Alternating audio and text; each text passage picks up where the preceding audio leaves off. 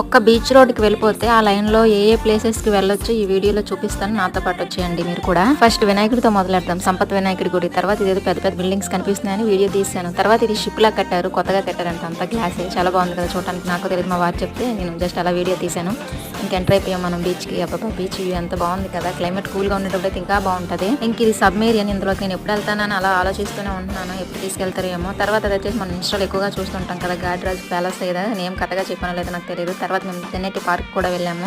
ఇక్కడ నుంచి వ్యూ ఉంది, ఎంత బాగుందో తెలుసా, అక్కడే ఉండిపోవాలనిపించింది. దీని కింద కూడా ఇంకొక స్టెప్ ఉంది, దాని కింద కూడా వెళ్ళి చూసాం, చాలా బాగుంది. తర్వాత ఇంకా అలా బీచ్ దగ్గర కూర్చొని అలా చక్కగా మాట్లాడుకుంటే భలే ఉంటది కదా కష్ట సుఖాలన్నీ కూడా. ఇంకా ఆలయంలోనే కైలాసగిరి, తర్వాత వచ్చేసి అయోధ్యరామ టెంపుల్ కొత్తగా కట్టారు కదా అది. తర్వాత ఇది వచ్చేసి పోలీస్ స్టేషన్, మనకి సినిమాలు ఎక్కువగా షూటింగ్స్ లో చూపిస్తారు కదా అదే. ఇంక ఈ బిల్డింగ్స్ కనిపిస్తున్నాయి కదా, ఇక్కడ మన అల్లు అర్జున్ మూవీలో లవర్స్ ని ఎస్కేప్ చేస్తారు కదా, అది ఈ బిల్డింగ్. తర్వాత ఫిషింగ్ హార్బర్ కి వెళ్ళాము. చూసారు ఈ వీడియోలో ఎన్ని ప్లేయర్స్ చూపించాను, మొత్తం కౌంట్ చేసి కామెంట్ చేయండి. Subscribe, bye bye.